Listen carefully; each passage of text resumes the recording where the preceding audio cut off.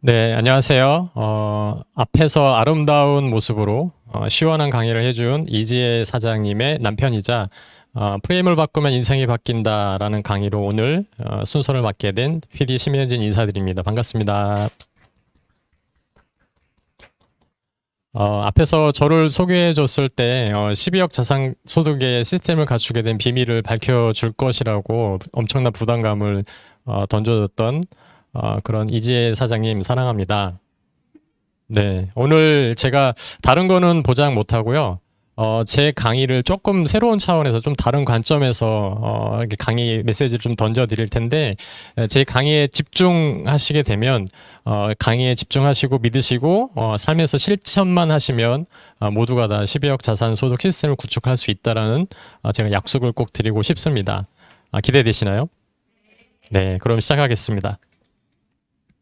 질문을 먼저 드려보겠습니다. 부자 되고 싶으신가요?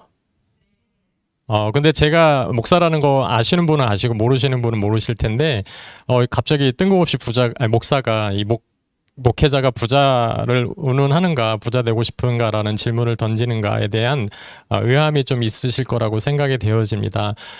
근데 이것 또한 하나의 프레임이다라고 생각을 해보고 싶은데요. 사실은 여러분들이 생각하는 부와 또 제가 생각하는 부의 정의가 좀 다를 수 있다라고 생각을 합니다. 그래서 오늘 이 시간에 진짜 부의 3요소, 3F에 대한 부분을 좀 나누고 싶습니다. 제가 생각하는 여기 부자 되고 싶으신가요? 라고 하는 그 질문 안에 담겨져 있는 내재적인 의미는 세 가지인데, 첫 번째가 뭐냐면 바로 이 패밀리입니다. 이 가족이자 관계인 거죠. 가족과의 유대감, 관계의 풍성함이 진짜 부의 첫 번째 F 요소이고요. 두 번째는 피트니스죠. 신체 그리고 건강에 대한 부분입니다. 이게 누려지지 못하면 절대로 부자로서의 삶을 살 수가 없게 되는 것이죠. 세 번째는 프리덤입니다. 자유, 선택. 내가 뭔가를 선택할 수 있는 자유가 나한테 주어질 때에 비로소 부자로서의 삶을 살 수 있게 된다라고 하는 것이죠. 다시 한번 질문을 한번 상기해 보겠습니다. 부자 되고 싶으신가요? 라는 질문 앞에 이 세 가지 요소가 내 안에 충족이 되는가?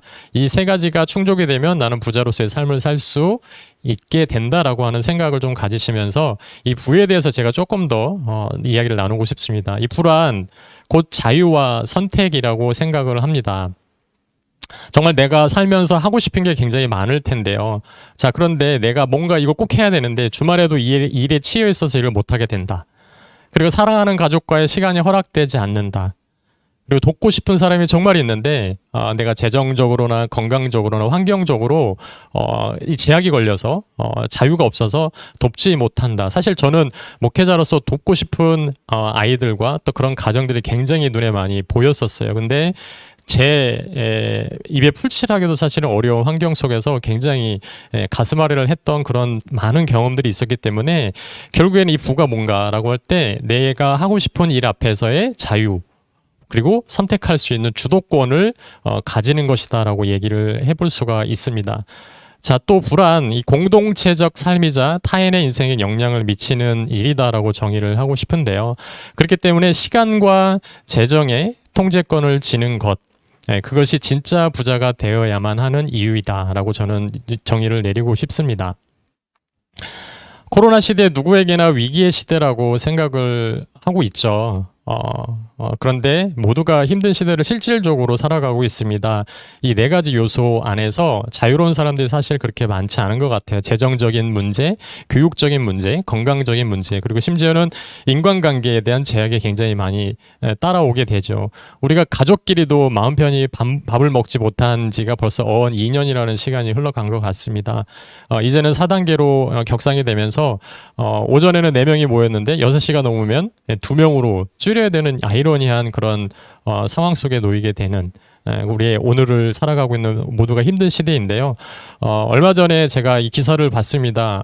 저소득층은 근로소득과 중산층 이상은 사업소득이 굉장히 급감해서 가구당 월 평균 소비 지출의 동향이 굉장히 마이너스로 이렇게 떨어지고 있다라고 하는 것을 보게 되면서 오히려 1년 전보다 훨씬 더 벌어진 소득 격차에 대한 부분들의 단위를 이렇게 그래프화해 놓은 자료들을 제가 보게 되었습니다. 부익부 빈익빈 형상이 굉장히 양극화가 심하게 되면서 빈부격차가 이렇게 커지고 있다라고 하는 그런 관련된 내용인데요. 자, 그런데 코로나 시대가 위기인 진짜 이유가 있습니다.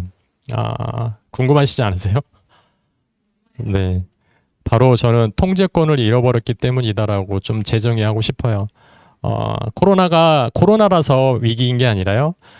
통제권을 잃어버렸기 때문입니다. 시간의 통제권, 재정의 통제권, 건강의 통제권, 인간관계의 통제권이죠. 그래서 코로나 시대 대다수의 사람들이 이 통제권을 잃어버린 사람들에게서 나오는 게 뭐냐면 피해자 코스프레인 거죠. 나 이것 때문에 안 됐어. 나라가 문제야. 뭐 누가 문제야. 막 이렇게 얘기를 하면서 그들에게 이 코로나가 진짜 위기로 다가오게 되는 것을 보게 됩니다. 실질적으로 코로나 시대에 아까 양극화 현상이 일어난다라고 말씀드렸잖아요. 코로나가 위기가 아니라 기회로 마주하는 사람들이 굉장히 많이 있습니다. 우리 눈에 안 보일 뿐인 거죠. 근데 그들의 공통점을 보니까 그들은 다 통제권을 많이 쥐고 있는 모습들을 보게 되었다라고 하는 것입니다. 그래서 인생을 장악하는 비결을 제가 좀 말씀을 드리고 싶은 게 있습니다. 바로 이 책임감이라고 하는 부분인데요.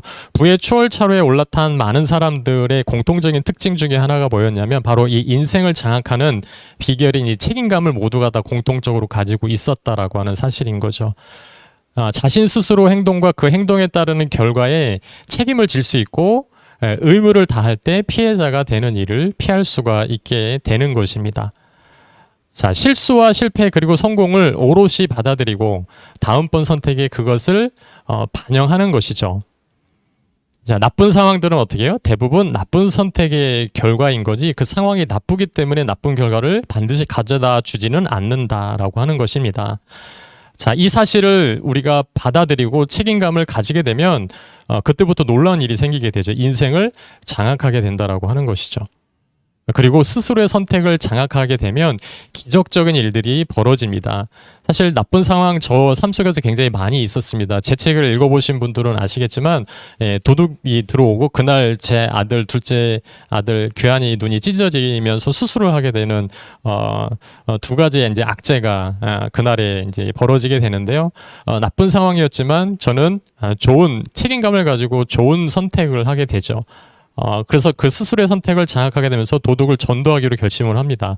그래서 실질적으로 도둑이 전도가 되어지는 기적적인 일들이 벌어지게 되는 이 경험을 통해서 인생을 장악하는 비결은 바로 이 책임감에 있구나. 근데 부의 추월차례에 올라타는 많은 사람들의 공통적인 부분이 바로 이 책임감이다라고 하는 것이죠. 제가 코로나 시대를 맞이해서 피해자의 삶을 살아가고 있을까요? 수혜자의 삶을 살아가고 있을까요? 3년 전의 모습과 지금의 모습을 이 교육, 건강, 인간관계, 재정 이 네 가지 영역에 있어서 한번 간단하게 저희 스토리를 말씀을 드리도록 하겠습니다. 사실 3년 전에는 사실 저희가 재정적으로 앞에서 이지혜 사장이 이야기했듯이 목회자의 삶을 살았기 때문에 먹는 것도 사실은 마음껏 그렇게 먹는 거를 좋아하는 제 아내의 속에 이 쓴뿌리가 이렇게 있는 줄 몰랐어요. 그래서 지금도 늘 미안해하는 마음이 있는데 재정이 열악하다 보니까 교육적으로 규빈이 교환이에게 해줄 수 있는 부분도 없었습니다.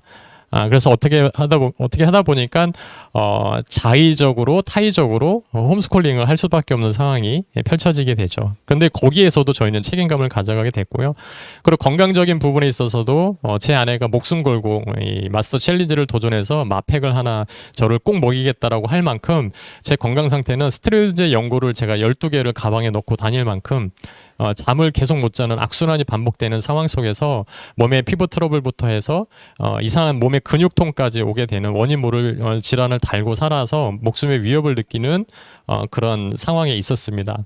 인간관계는 목회자였기 때문에 교회 공동체 안에 작은 그 관계가 결국엔 전부였던 것 같아요. 그리고 재정적인 부분이 사실은 뒷받침이 안 되기 때문에 이 모든 것들이 다 무너지고 위기의식을 느낄 수밖에 없었던 3년 전이었습니다. 그런데 2021년도 현재 이 모습은 제 아들 규빈이 규한이가 전국에 있는 아이들을 모아놓고 독서 모임을 주도하는 그런 모습인데요.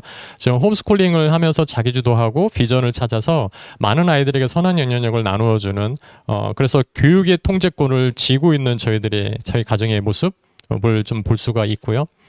예, 건강적인 부분 이거는 얼마 전에 제가 메나테크 본사 강남 본사에 PD룸을 예약을 해서 한번 이용을 해봤습니다. 실내가 너무 좋더라고요.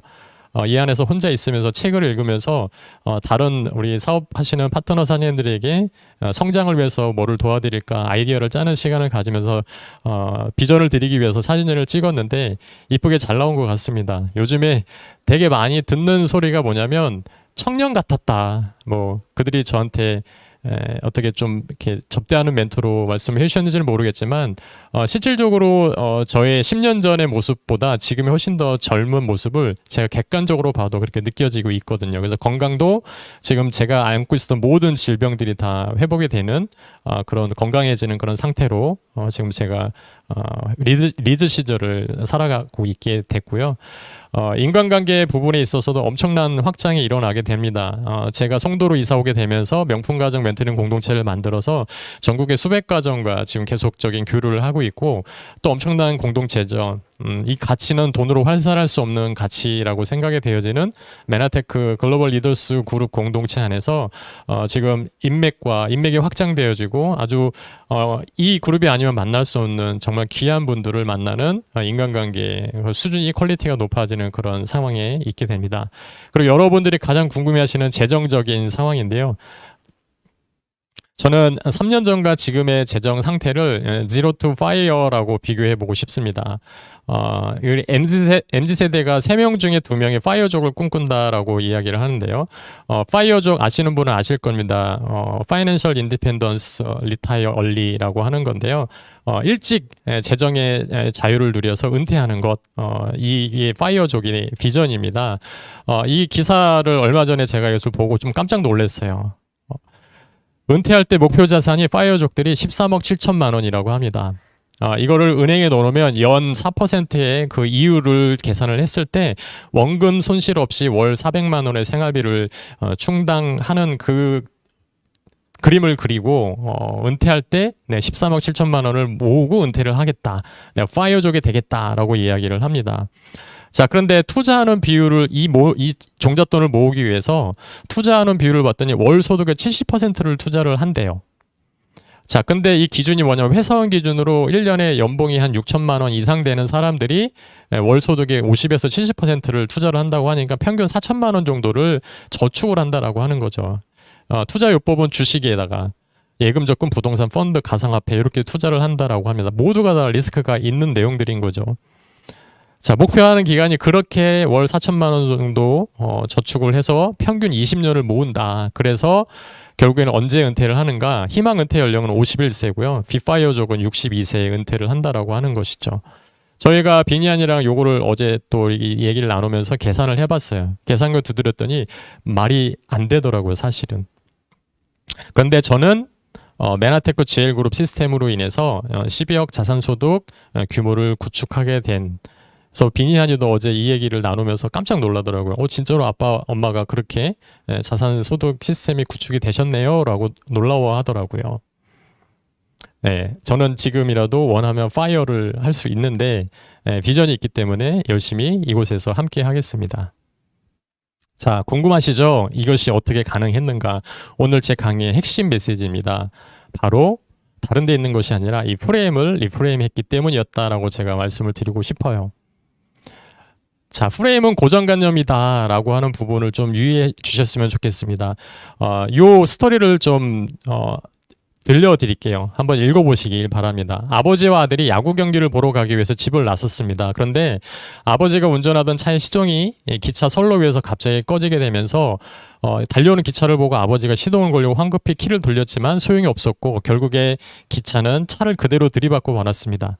아버지는 그 자리에서 죽었고 아들은 크게 다쳐서 응급실로 옮겨졌는데 수술을 하기 위해 급히 달려온 외과 의사가 이 차트를 보더니 아, 난 이 환자를 수술할 수가 없어. 얘는 내 아들이야. 라면서 절규하는 것이 아닌가. 자, 이 내용이 이해가 되시나요? 네, 어떻게 이런 일이 가능할까? 아버지가 두 명인가요? 야구 경기 보러 간 아버지는 친아버지고 또 그 외과 의사 아버지는 의붓 아버지인가요? 자, 이거에 프레임이 고정관념으로 작용을 하는 좋은 사례의 스토리이기 때문에 그렇습니다. 이 시나리오가 의아한 이유는요, 외과 의사는 남자다라는 전통적인 프레임을 가지고 있었기 때문입니다. 왜 외과 의사는 꼭 남자여야만 할까요? 이게 우리가 무의식 가운데 가지고 있는 고정관념의 프레임이다라고 하는 것이죠. 자, 다시 한번 보세요. 그러면 그 외과 의사가 엄마라고 한다고 읽으면 너무나도 자연스러운 시나리오로 진행이 된다라는 것을 알 수가 있습니다. 제가 이 이야기를 예로 들어드리는 이유가 코로나 위기의 코로나가 아니라 프레임이 우리의 삶을 결정하기 때문이다라는 것을 좀 강조해 드리고 싶어서 이 내용을 좀 여러분들과 나눴습니다. 그래서 이 시간에 아주 소중한 시간이라고 생각이 되어지는데요. 리프레임은 우리 삶에 있어서 정말 도전해 볼 만한 가치 있는 것이라고 생각을 해보게 됩니다. 생각보다 우리는 정말 많은 고정관념의 프레임에 갇혀 있습니다. 제가 목사로 딱 쓰는 순간 여러분도 저를 목사의 프레임으로 보시거든요. 그래서 여기 뭐 문신도 하면 안 되고 그리고 부자 얘기도 하면 안 될 것 같고 그런 프레임, 고정관념의 프레임에 갇혀 있게 되죠. 자, 근데 이 프레임의 영역이 굉장히 포괄적이다라고 합니다. 인종, 성, 나이, 국가, 사회적 지위, 옷차림, 외모, 학력 등이 만들어내는 고정관념에서 자유롭기가 쉽지 않습니다. 아까도 앞서서 엄청난 댓글들을 남겨주신 걸 제가 봤어요. 제 아내 이지혜 사장이 나면서부터 날씬해. 저는 알아요. 연애할 때 어떤 모습이었는지. 연애할 때 에피소드 간단하게 말씀드리면, 제가 산책을 했었어요. 분당에 그 숲속에 산책을 하는데 앞에서 호리호리한 두 커플이 나무 계단을 이렇게 올라가는데 숲속에서 이렇게 남자가 안고 올라가더라고요. 제가 위기의식을 느꼈죠. 그 저보고 이렇게 눈짓을 보내주더라고요. 좀 안아달라고. 제가 그때 당시에 몸을 봤기 때문에 제가 안 된다고 허리 디스크 나간다고 정말 미안했었어요. 근데 진짜로 제가 안고 가다가 제 아내가 저를 안고 가는 불상사가 생길 것 같아서 어떤 그런 에피소드들이 굉장히 많았습니다. 신혼여행 가서 실제로 사진기사 앞에서 제가 제 아내를 들다가 쓰러진 그런 에피소드들도 있고요. 그런 고정관념들에서 우리가 자유롭기가 쉽지 않다라고 하는 것을 볼 수가 있습니다. 자, 고정관념이라는 이 폭력적인 프레임을 거부하고 코로나 시대와 네트워크 비즈니스를 있는 그대로 만나는 것은 정말 일생을 걸고 한 번쯤은 도전해 볼 만한 가치가 있다라고 제가 말씀을 드리고 싶습니다. 그래서 12억 자산 소득을 올릴 수 있는 혼자 하기 힘든 여러분의 리프레임을 제가 도와드리도록 하겠습니다. 자, 자기 프레임 세상의 중심은 나라고 하는 건데요. 메나테크 이 SOM 중에서 최초로 이 쌍방향 소통을 한번 해보겠습니다. 지금 전파 견문록에 나왔던 퀴즈인데요. 이 아이들이 나와서 어른들에게 퀴즈를 내고 어른들은 아이들의 관점에서 그 질문에 대한 답을 찾아가는 그런 프로그램이었던 것인데요. 그때 나왔던 질문들을 지금 여기 참여하시는 많은 사장님들 함께 한번 진행해 보시면 좋을 것 같습니다. 제가 질문을 드릴 테니까 답을 찾아보세요. 엄마는 놀라고 아빠는 눌러요. 자, 이거에 대한 답이 뭘까요? 댓글창에 한번 남겨주세요. 자, 두 번째입니다. 이 사람만 가고 나면 막 혼나요. 이거 아이들의 관점인 거예요. 답을 한번 적어주세요. 자, 세 번째. 이기 없으면 노래를 못해요. 네. 그리고 이것은 언제나 출렁거려요. 네. 답을 한번 적어줘 보세요. 이거 혹시 다 맞추시는 분 계시면 혹시 이명진 사장님께서 치킨 쿠폰 쏴주실 수 있을지도 모르겠어요. 기대하시는 마음으로 한번 답을 한번 적어줘 보세요. 자, 답을 공개하겠습니다. 엄마는 놀라고 아빠는 눌러요. 이거 맞추실 분 없을 것 같아요. 바퀴벌레입니다. 아이들의 관점입니다. 아이들의 프레임이에요. 이 사람만 가고 나면 막 혼나요. 손님입니다. 이게 없으면 노래를 못해요. 뭘까요? 애들은 시작 이걸 꼭 해줘야 돼요. 자, 네 번째. 이것은 언제나 출렁거려요. 아빠 뱃살입니다. 저희 집에는 해당되지가 않고 엄마에게 해당이 됐죠. 귀한 얘기도 얘기했더니 자기는 엄마 뱃살이라고 생각을 했었다고 얘기를 하더라고요. 자, 동일한 사건에 대한 어른과 아이의 프레임의 차이를 비교해서 볼 수 있었던 대표적인 아주 좋은 프로그램이었다라고 하는 것을 제가 보여드립니다. 이 자기중심성이라고 하는 거, 이 코넬 대학 스턴버그 교수가 이야기를 했는데요. 잘 들어보시길 바랍니다. 이분이 뭐라고 얘기했냐면 인간의 어리석음의 첫 번째 조건이 자기중심성이다라고 이야기를 합니다. 왜냐하면 이런 부분이 있기 때문이에요. 인간의 자기중심성을 보여주는 재치 있는 실험을 한번 했어요. 대학생 그룹을 모아놓고서 한 명은 연주하게 돼요. 노래 연주를 하게 됩니다. 그리고 한 명은 그 옆에서 그 노래 제목을 듣고 맞추는 건데 어떻게 맞추냐면 그냥 이 소리로 맞추는 거예요. 이 박자 소리로. 그래서 맞출 확률을 물어봤더니 50%를 예상을 합니다. 그래도 내가 그 사람이 노래 연주하는 거를 내가 50%는 맞출 수 있을 것이다 라고 이야기를 합니다. 근데 실질적으로 몇 퍼센트 맞춘지 아세요? 네, 2.5%밖에 못 맞췄다라고 하는 것이죠. 자, 그래서 제가 여기 함께 하시는 분들 심심하시잖아요. 제가 한번 연주를 해볼 테니까 한번 맞춰보세요. 제목 올려주시면 좋겠습니다. 누구나 알 수 있는 노래라고 저는 생각을 하고 연주를 해보겠습니다.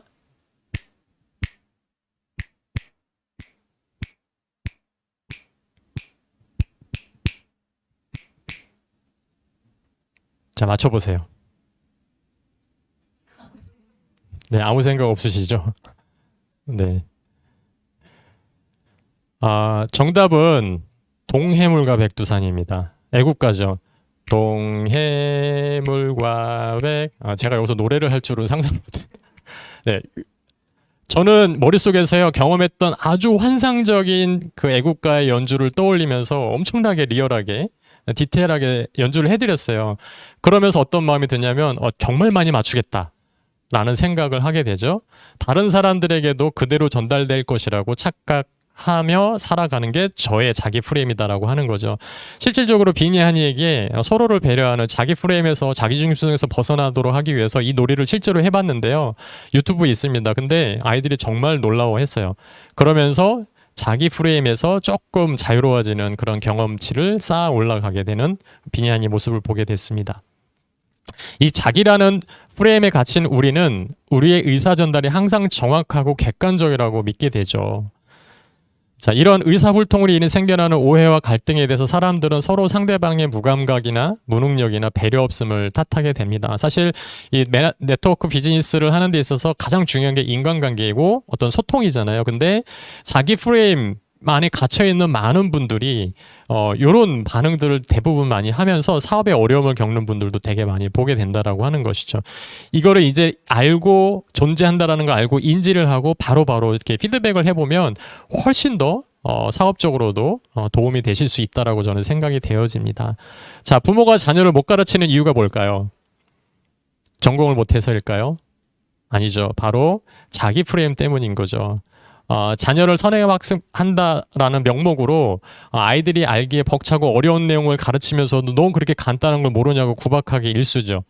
그 개념은 부모에게만 쉬운 개념일 뿐인데 그것을 망각한 채 이렇게 아이들을 혼내고 있는 부모들의 모습 속에서 자괴감이 들어서 결국엔 부모가 자녀를 못 가르친다라고 하는 것을 알 수가 있습니다. 개떡같이 말해도 찰떡같이 알아들어야지 라며 상대방을 추궁하지만 실상 개떡같이 말하면 개떡같이 들릴 수밖에 없다라고 하는 사실이죠. 자, 나의 선택이 보편적이라고 믿는 이유, 이 부분도 굉장히 중요한 부분입니다. 우리가 12억 자산소득 시스템을 이 코로나 시대에 구축하지 못하는 가장 그 뒤에 숨어있는 그런 본질적인 이유 중에 하나라고 생각이 되어지는데요. 이 소박한 실제론이라고 하는 영역입니다. 나는 있는 그들의 세상을 보고 있기 때문에 내 주관적인 경험과 이 객관적인 현실 사이에는 어떤 왜곡이 없다고 믿는 경향이 이 소박한 실제론인데요.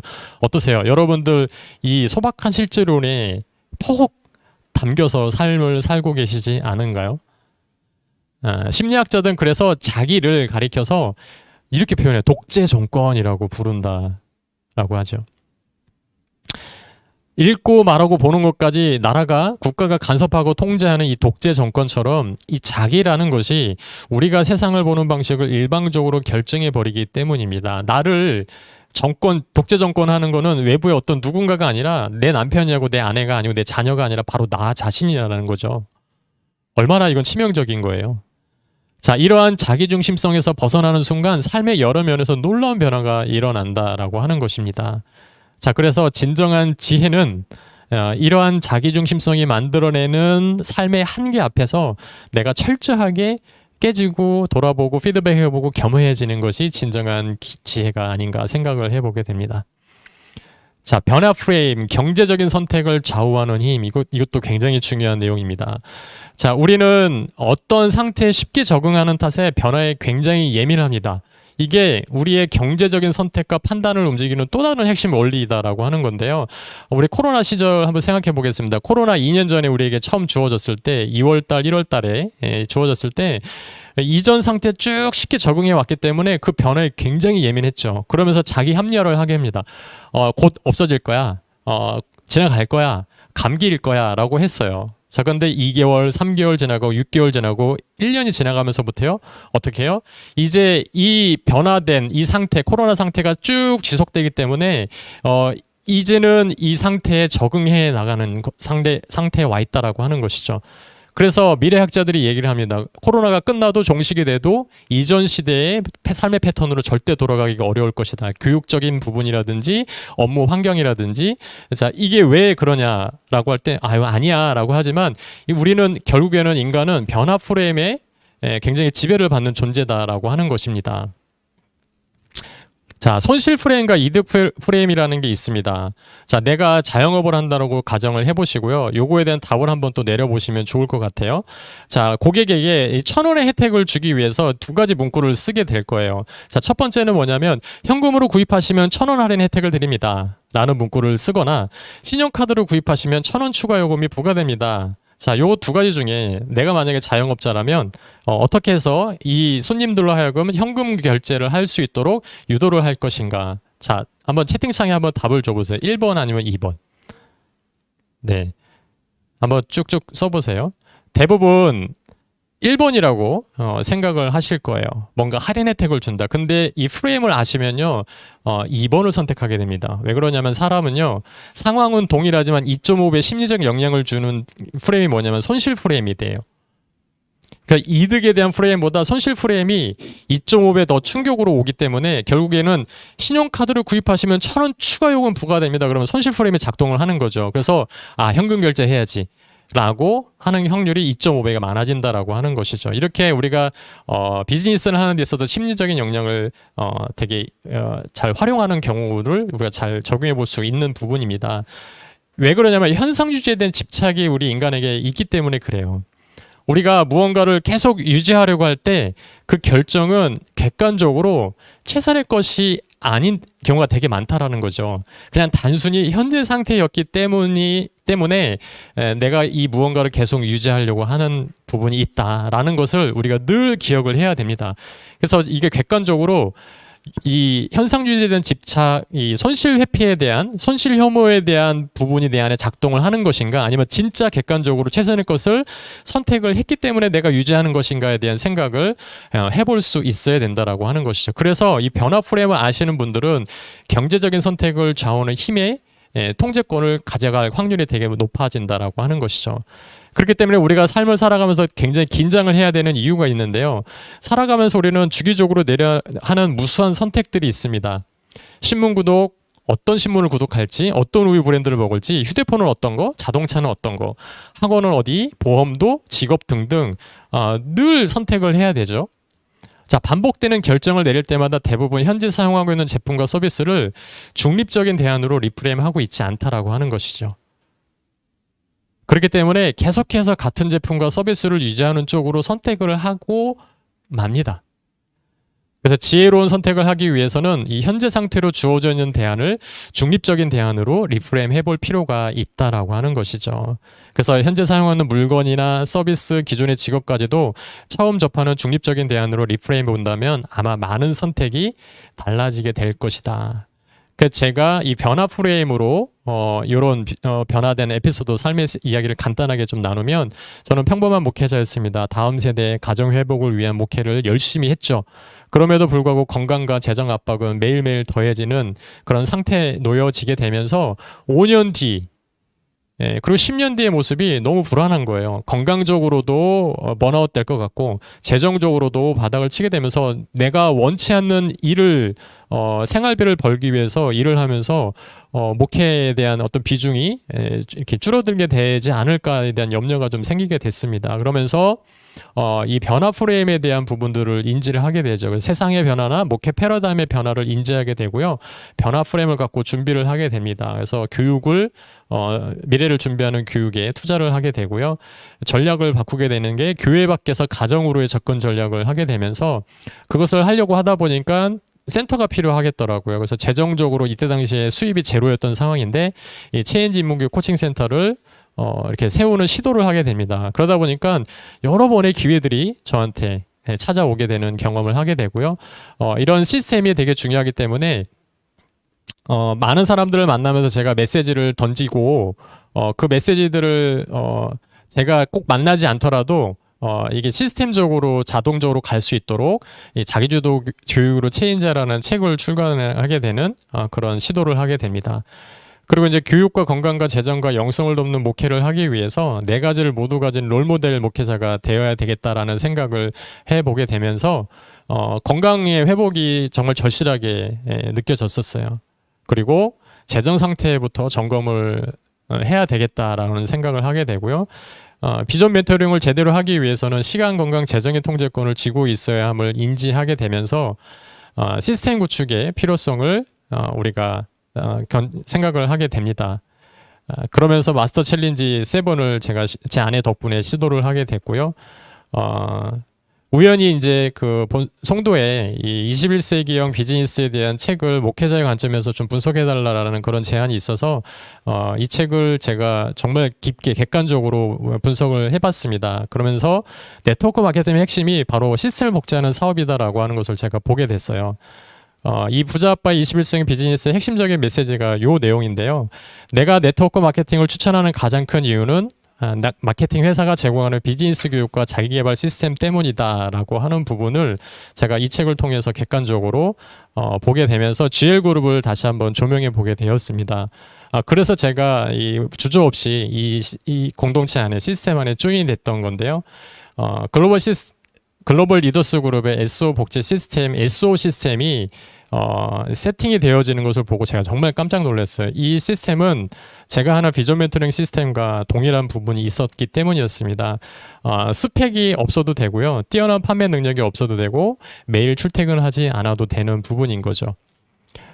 이 SO 시스템은 시스템 오너의 약자로 글로벌 리더스 그룹에서 제공하는 모든 시스템을 무료로 제공받고 정식으로 인정하는 SO 미팅을 주관할 수 있는 사업자를 말하는데요.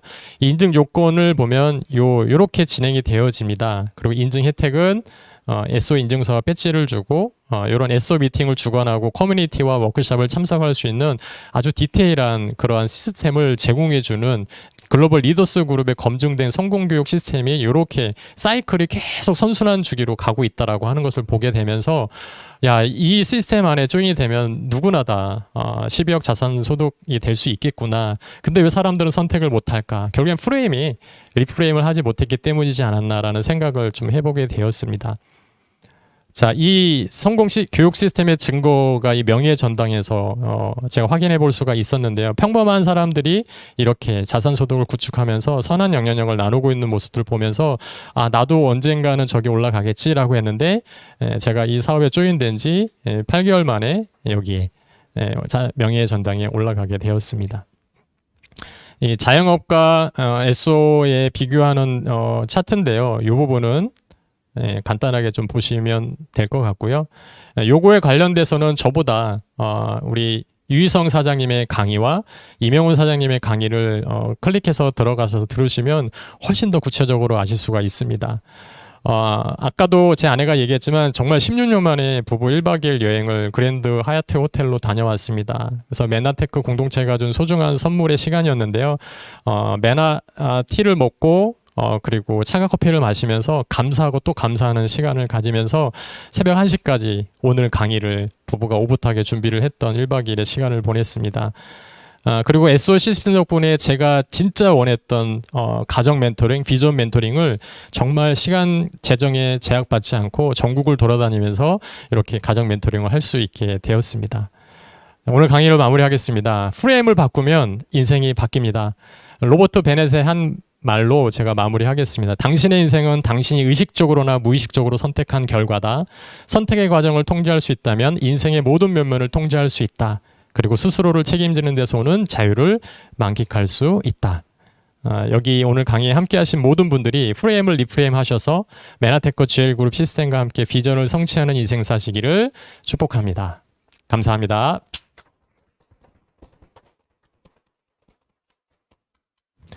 네, 7월에 온라인 마미 또 좋은 프로그램들이 준비가 되어져 있습니다. 7월 22일 목요일 저녁 7시 30분에 루미노베이션 리얼 리뷰 프로그램이 준비되어져 있는데요.